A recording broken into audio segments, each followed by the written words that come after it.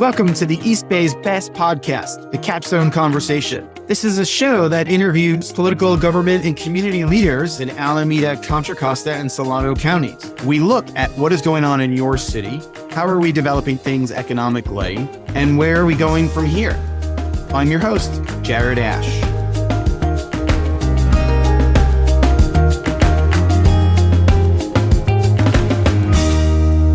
Welcome. I'm Jared Asch with the Capstone Conversation. Today, I am joined by Supervisor John Gioia from the West County here in Contra Costa. Welcome today, Supervisor. Good to be here, Jared. Look forward to our conversation. So I know pretty much everybody in the audience knows who you are. You've been a fixture out in the East Bay for a long time.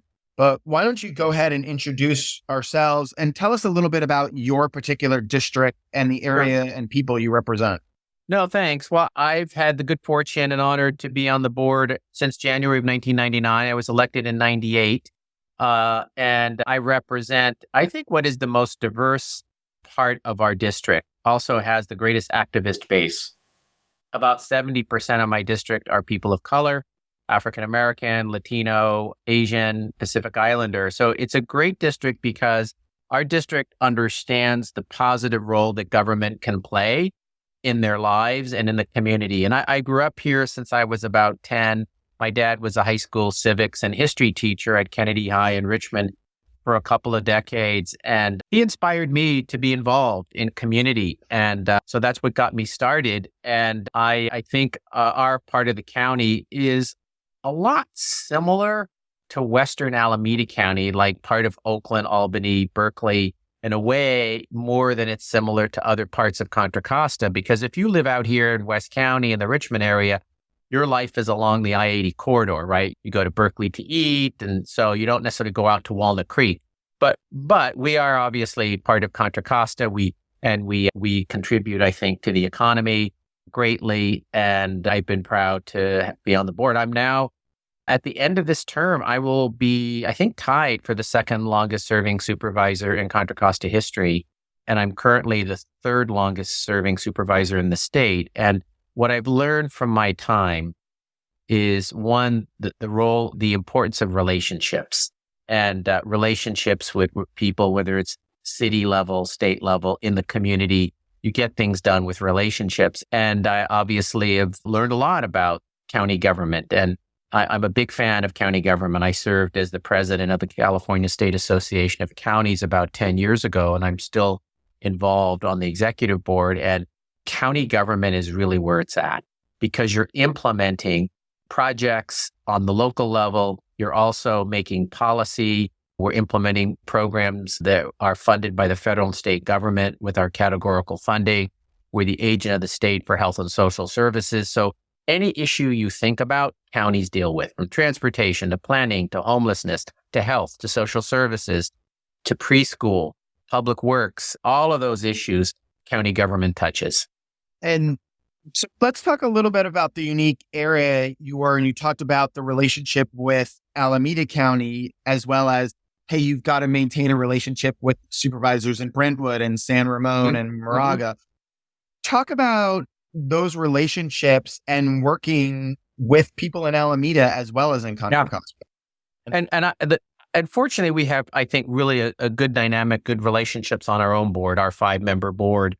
In fact, this week, we unanimously made recommendations to allocate some more millions of dollars of Measure X funding. And we did it unanimously, even though we have differences. And I think that's important. On a 5-member board, you need 3 votes and you need to work together.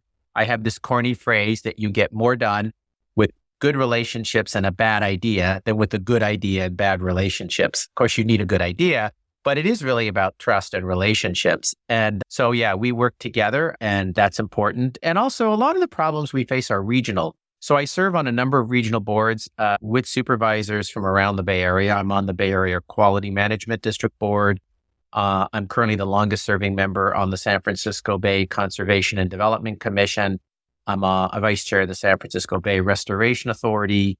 I used to be on ABAG, not anymore. And I did serve for 7 years under Governor Brown on the California Air Resources Board. So all of those, a lot of our issues that we face are regional in nature and will only get solved on a regional level. And so when we're solving transportation and homelessness and housing issues, you've got to work with supervisors and council members from around the region. And Alameda and Contra Costa are really like a two-county economy. I think we're linked to each other, both on the west side of the hills and the east side of the hills, Tri-Valley, out in the San Ramon Valley, as well as Dublin, Livermore. So I think we're tied together. And so it is important to work together.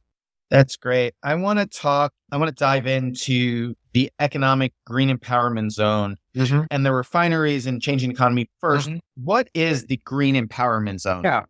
I think this whole transition that's happening across the state will manifest itself earlier and more intensely here in Contra Costa, the new energy economy. And on the Air Resources Board, I voted on a lot of policies that move us toward electrification of our transportation system. And we're seeing that play out. California is clearly a leader in this area worldwide. And we're seeing it play out here in Contra Costa with 2 of our 4 oil refineries moving to process renewables like soybean oil, animal fat, things like that, instead of crude oil. Think about that. Who would have thought several years ago that 2 of our 4 refineries, and there's 5 in the Bay Area, were going to shift to renewable fuel?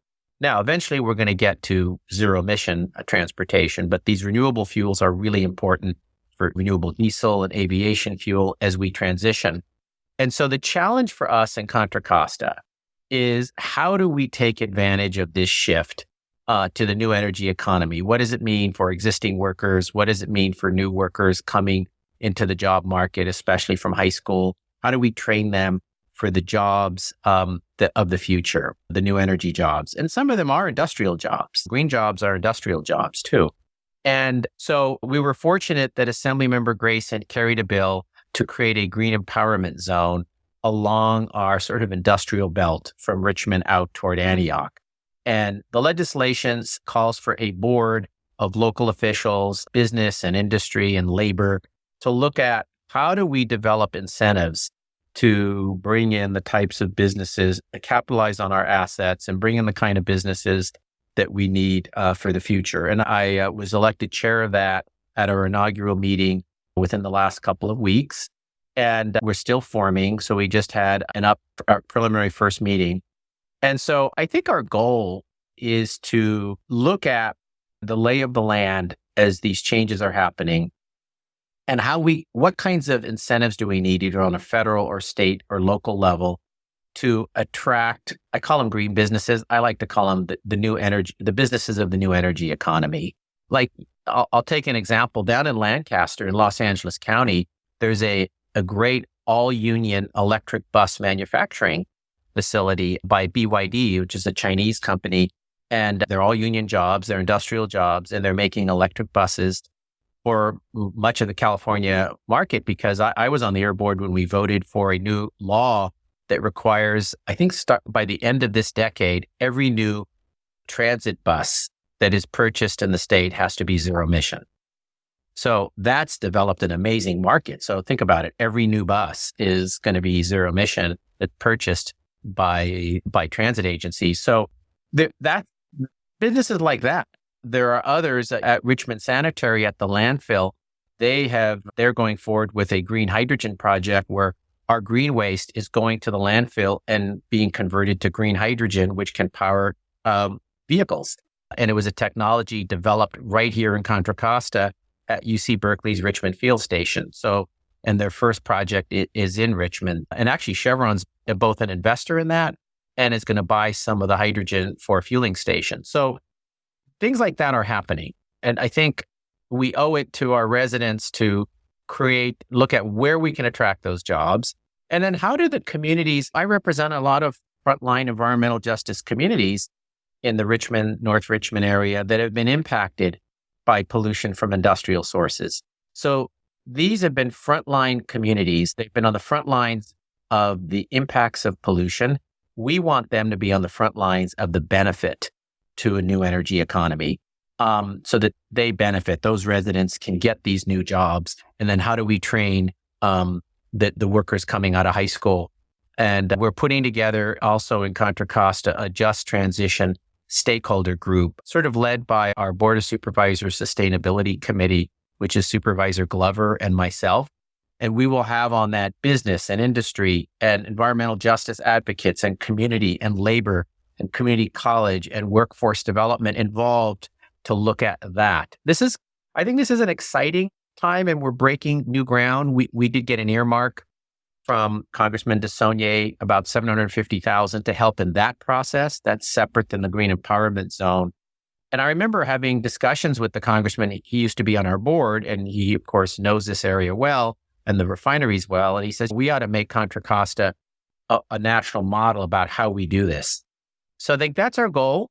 It's going to take effort, getting buy-in from communities and labor and business, but it's exciting and I'm optimistic. And the nice thing is we are a strong, diverse economy here in Contra Costa. So even with the shift happening in fossil fuels, our economy is based on many things, not just refineries. And I think we're financially managing our county well. We have a AAA bond rating, highest you can get. So we're prudent about that. So there's opportunities and I'm excited to be serving and also to link this to the work happening regionally, like on the air district and the work that's happening statewide. And I think the businesses are excited and even the refineries get it. The refineries understand this is the future. While they may not always agree with how fast the transition's happening, they understand it's happening. And I acknowledge the Phillips and Marathon for their shift. I was on the state air board when we revised policies of the low carbon fuel standard. And it was that law that has incentivized these facilities to shift toward lower carbon intensity fuels like soybean based. Everything's controversial and this is not going to be easy. And I think what we hear from the public is, why can't we just go to zero emission tomorrow? And while that's the goal, it's going to take time. And there's still going to be diesel trucks out there and there's still be jets flying with aviation fuel. So that's not going to go to zero emission tomorrow, but that's why the renewable fuels from these facilities are important. And one of the things we did, we negotiated with FedEx the strongest transition to zero emission truck fleets anywhere in the country.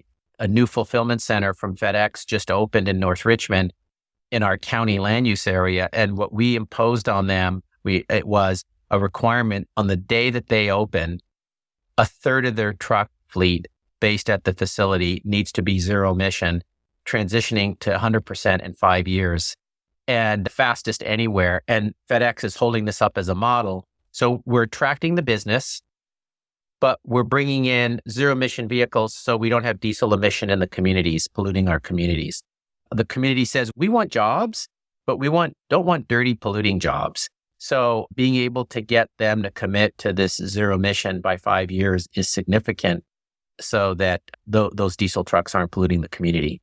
Well, and I give everybody a lot of credit for thinking ahead, right? So we don't lose the refineries in 30 or 2040. We're planning ahead, and it's a partnership with the cities, the counties, and the state and the private companies to really start transitioning that and to use the money you mentioned for Assemblymember Grayson and Congressman DeSaulnier to really start planning ahead, build, but also bring in the private sector to mix with government and environmentalists. Yeah. And I'm one that believes that we need to hold industry to these standards and be aggressive, and they'll meet it. They may not always agree at first. Like another area that's significant in the Bay Area on the Air District, we passed a pretty groundbreaking rule that requires that starting in 2028, when you replace your water heater, it needs to be zero NOx, basically all electric, like a heat pump. And what's happened is manufacturers are already improving the technology. So get this, there's now 110 volt, 15 amp water heaters out there. So you don't need to rewire that part of your house to 220 volts, 30 amps. So you could plug in this new water heater into an existing outlet. So these policies are driving technology change and cleaner air, less greenhouse gas emissions. And this will be, think about it, in the 9 Bay Area counties, first place in the country to go to that. But we're phasing it in and we've set up a work group. We'll do a check-in. Hopefully we don't need to extend the time period for compliance. And what's happened is industry response. And So there's a lot happening. And that's all on top of the general issues of running county government, right? We're the social safety net. We provide health and social services everywhere in the county. My dad was this high school civics teacher, and he always said it was important to educate and teach. So here's what I say about county government. We have two main areas. We implement health and social service programs on behalf of the state or federal government to everybody in the county. And then we do the general purpose government, treasurer, tax collector, assessor, auditor, county clerk. We run elections. And then for the unincorporated areas, whether it's Alamo or El Sobrante or Bay Point or Kensington, we are like city government. We're the municipal form of government, planning, public works. People think that's all we do. That's a small part of what we do, right? Most of our budget is health and social services. So my district, I'm like the city council and mayor wrapped up in one for the unincorporated areas, and in addition to the health and social service work. So there's a lot that we do. And I'm really proud that in the middle of the pandemic, we passed our first sales tax measure for county government in Contra Costa. Many counties around the Bay Area, San Francisco, San Mateo, Santa Clara, Alameda, had local sales taxes. We did not. We have a transportation tax that doesn't go to us. But so I advocated strongly for this, and we passed it in November of 2020. And it's raised about $110 million a year. And what we've done with it is we've reopened fire stations across the county from Pinole to East County. We really solved the whole fire issue in East County, improved fire services with that. We've implemented a 24/7 mental health crisis response system. So anywhere in the county, you can call 911 or another number and get behavioral health crisis response in place of or with police, depending if it's needed. We're increasing our health services through our county hospital and clinics. We've increased funding for childcare, for seniors. We're funding a new Office of Racial Equity and Social Justice. We're putting money for the first time, general fund money, into parks and unincorporated areas. We're putting some more money into animal services and libraries. So this measure, I think what happened during the pandemic is the counties were on the front lines and more visible. And so the public got to see the role and value of county government. And so think about that. In the middle of this pandemic, we passed a $110 million a year sales tax. So I think that's a testament to the work the county's doing. Yeah, I think that's good. You mentioned about the Office of Racial Justice. Talk a little bit more about what they are. Yeah. Supervisor Glover and I have talked about establishing this for some time. So our county, everywhere in our country, our state, our region, our county has had a history of institutional racism. In fact, there were areas in my own district where African Americans couldn't live after World War II or in the 60s. And that's why they moved to areas like North Richmond or Parchester Village in Richmond. So the impacts of that still occur. It still happens. And we felt it was important for the county to expand the work. We do work in this area now. Our health department has an equity officer, but the importance of everything we do, from running elections, providing healthcare and social services, planning function, what kind of businesses are located in communities, that we need to take head on the racism and the institutional biases that have existed. So Supervisor Glover and I brought a proposal to the board in November of 2020 that the board to establish this office as an independent office. And what we did a little differently, when the board approved that, Supervisor Glover and I went out and raised over $200,000 from foundations in the county and outside the county to fund an 18-month community process for the community to weigh in and provide a voice on what this office's priority should be, what it should look like, how it should be staffed. And we had a presentation to our board a year ago that the board approved. We just hired 2 co-directors, 2 great people. So they are now ramping up the office. Everything from our criminal justice system, where African Americans are overrepresented in the criminal justice system, to the location of industry polluting businesses in lower income communities of color, to who accesses our social services, to how we do elections outreach. All of that, we want to make our county a more equitable place, and that this office The directors are appointed by the board with community input. And to me, this is part of what I've learned is like everything we do that I feel is important comes down to health and equity, whether it's our physical health, our mental health, our economic health, our community health, more opportunity for young people. That's a health issue. Cleaning our air is a health issue, better health care, better jobs. So the health of our community and equity. To me, every issue comes down to health and equity. And we're not always an equitable place. And so I know a lot of people don't want to admit that. There was a little controversy at the board when the community talked about white supremacy. And at the discussion, some people thought, well, there isn't white supremacy in Contra Costa because they think of white supremacy as Nazism. White supremacy can be institutional racism. And so, hey, I grew up in Richmond, son of a high school teacher. My mom was an immigrant from Italy and was a seamstress. But I think I benefited from white privilege even as a middle class person. So I think we want to equalize the playing field, remove biases and inequity and racism. And I think we're headed down that path with this new office. And people support that. Contra Costa is a great place. While it's different, we're like almost 3 or 4 separate counties, East, Central, South, and West. But together as a county, we're strong. Yeah, that's great. And a good initiative to tackle. So within that, you can also add homelessness. And that's, I know, a major issue that you've been leading on. Measure X is involved in. It's a crisis across the whole Bay Area and the state, right? What are you doing to address that? What is the county engaging? Right. So there's 2 areas. I'll start with county and then go to state. So we created through Measure X a $12 million a year housing trust fund. So we're putting $12 million a year into it.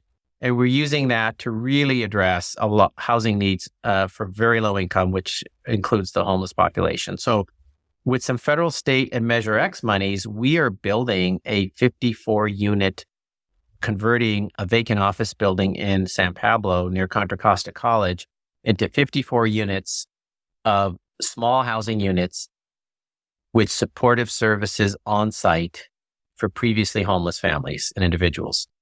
We need hundreds of those units. People need housing. They need permanent, stable housing. Yes, we have shelters. Yes, we have transitional housing, but we need permanent places for people to live. And some of these are 300 square foot units, standalone units with services on site. And San Pablo has been a great partner with us on this and approved the project.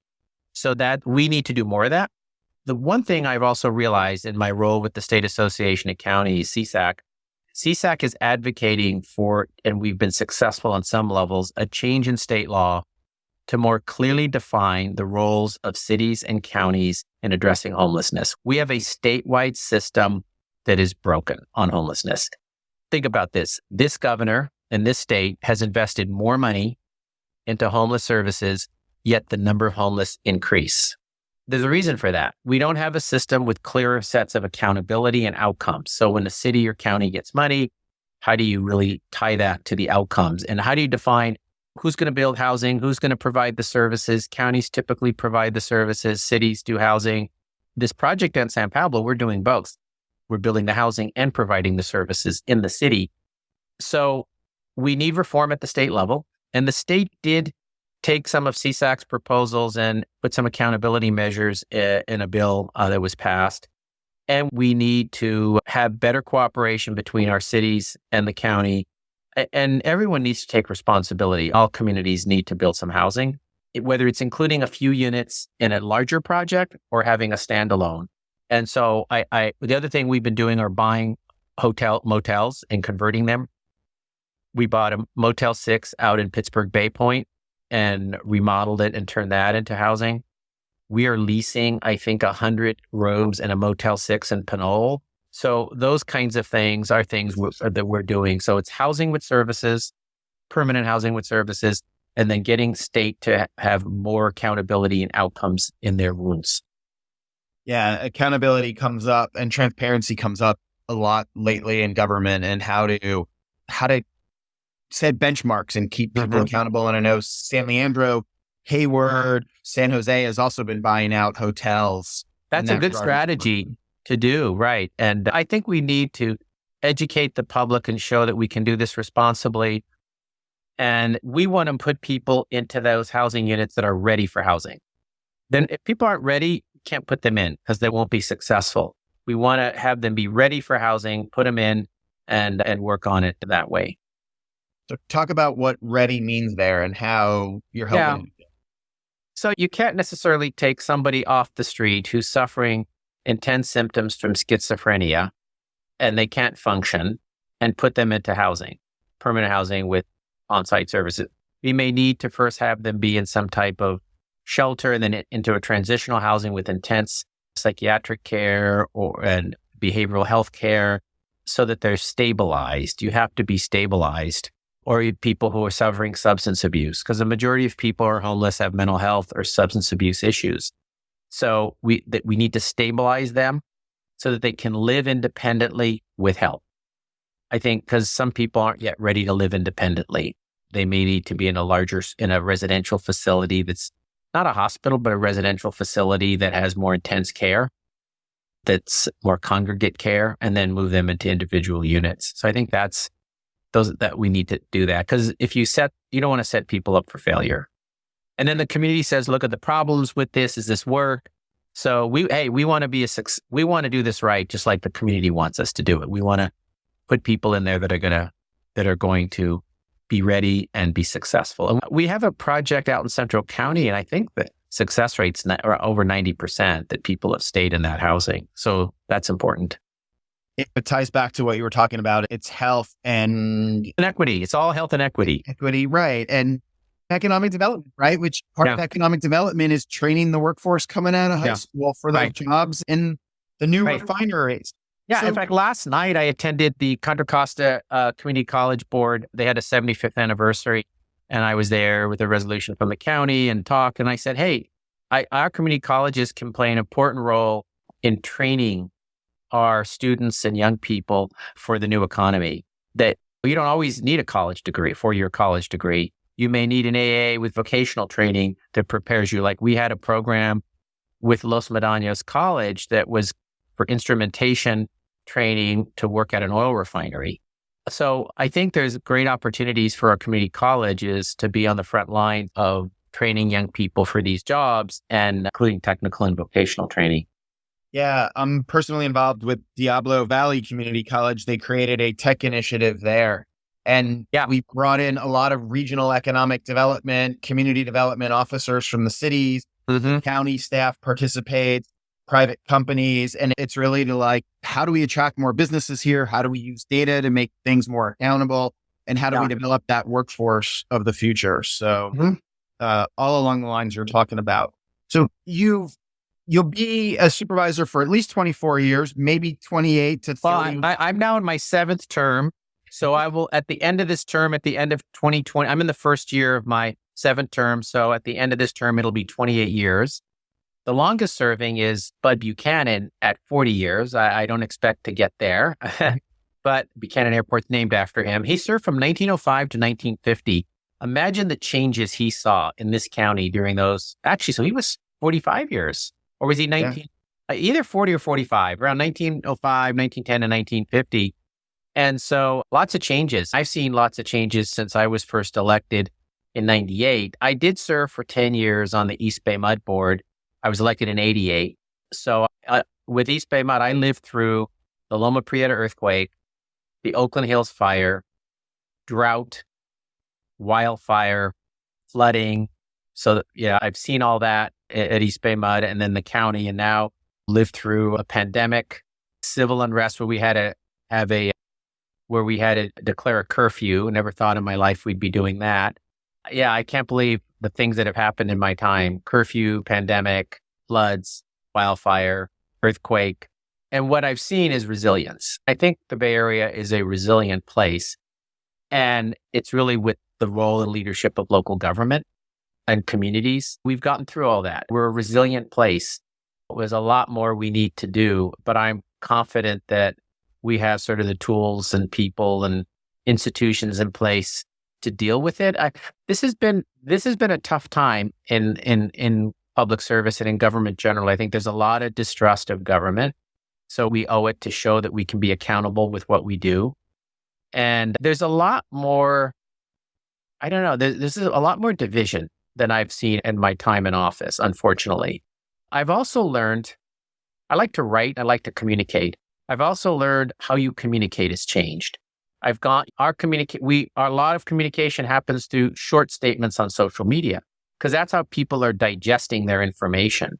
And it's like a paragraph at a time, one concept at a time. And so we communicate a lot through social media and realize that it's about single subject communication. This is what's going on. And during the pandemic, we did a lot. We had an email going out to our list almost every day during the pandemic. Here's what's going on. Here's what you should do. So yeah, there's a lot of expectations of communicating with the public, and I think we need to always step up on that. I view that as an important role. What do you want to be remembered for, right? You're not done yet. You've got at least 3 more years with this term, maybe longer, maybe not. When people look back and remember that career and the impact you've had, what do you want to say are some of your more proud accomplishments right now? It comes back. I want to be able to be not really remembered, but my work to have the impact of improving the health and equity of all of our county and of all residents. And whether it was helping found the Rise Youth Center in Richmond, which is an amazing, innovative youth center now. It expanded. It's great. It's on former county property. It's a best practice. Or helping support the founding of a new urban farm in North Richmond with Urban Tilt, with opportunities of employment for young people. Or helping pass regulations to reduce pollution at our refineries and make our air and health better. I was the one that advocated for the county to set up a sustainability committee, a commission, and a sustainability officer, which was something I proposed a number of years ago when I was chair. And we now have those things to make we embed sustainability practices in county government, to set up the Office of Racial Equity, to really, one of the things I did was create free bus passes for youth in West County who are in high school and middle school, things that improve people's health and equity. To me, that's what it's about. And I don't think there's one thing, there's many things, but that's the consistent theme of, I think, the work that I consider to be most important. And there's still a lot of work to be done. I'm not done, but having a 24/7 mental health crisis response, I think that's a health and equity issue. I have family members and friends who've suffered mental health issues, and I know what that's like. So that's what I want to be remembered for, is that consistent theme of those types, that project. That's what weaves through all my work. And that includes economic empowerment for communities. And I think that's what we're going to take on with the Green Empowerment Zone and Just Transition. So I feel and it's important to work across the divide. I can regulate and work with refineries. I think I'm respected in the environmental justice community from the work. So it's important to try to bridge those divides, which is hard to do. Awesome. That's great. Any final thoughts on the way out? I just think the advice I have for those of us doing this work is to really listen to community. Because when we listen to community, there's a lot of solutions and answers and energy there. And it's a lot better to do things as we rather than I. You get more done when you're working together as a collective group. And then even people are going to hear you more after you've listened to them. I find when I've listened to people first, they're going to be more apt to listen then to what I have to say, because people want to be heard and respected. And so I think that's an important thing, is wherever someone's coming from, is respect where they're coming from, listen to it, whether you agree with it or not. And getting the trust of community is important to being effective. I feel I've been able to get reelected by pretty good margins because I'm out in the community and trying to be real with people and say, even if I don't agree, hey, this is what I'm looking at doing. I hear what you're saying, and to try to have civil discourse in it all. And I like to think we get better as we get older on this and more experience, because I know I wasn't necessarily that way at the beginning. I was like, I want to do this. This is what I feel is the right way. And I've learned it takes longer. You got to build an investment together to create a system. Like when we created Contra Costa Cares, which was healthcare for undocumented in our county, that took a coalition. We said to people, everyone's health affects your health. It's not just them. So yeah, thinking through how to communicate. That's great. Well, thank you. And to work with people like you, right? You have your clients are business and industry and organizations, and how do we work together and look at the role that industry and business play. as we regulate them as well, and where can they help and contribute. And like, I remember some people were the on the green hydrogen plant in at their landfill in Richmond, which people supported. The city council in Richmond supported it. Some said, well, we're not so sure. Chevron's an investor in it. They're buying some of the hydrogen. And I said, well, that's what you want them to do, right? You want them to start shifting their investment into renewables and zero emission. Yeah, they may be a refinery, but getting existing large energy companies to change their investment is part of it. Yeah, you want new companies. We got a lot of new startup companies, but how do you get existing companies to invest to and change? So I think it's exciting. I'm looking forward for the next few years. Exciting times in Contra Costa for all of us. It's not going to be easy, but I think it'll be challenging, but exciting. Great. Well, thank you, Supervisor Gioia. We appreciate your time today and look forward to seeing you do more great work in the communities here. Thanks, Jared. Thanks for all your work. Please hit subscribe so you get the weekly updates of when we release the next episode. I'd like to thank our sponsors, Capstone Government Affairs and Economic Development, a firm where I serve as managing partner. For more information, check us out at www.capstonegov.com and follow us on LinkedIn by typing in Capstone Government. Check out the show notes, and for a full transcript, visit our website, www.capstonegov.com, and follow us on LinkedIn by typing in Capstone Government, or you can find me, your host, Jared Asch.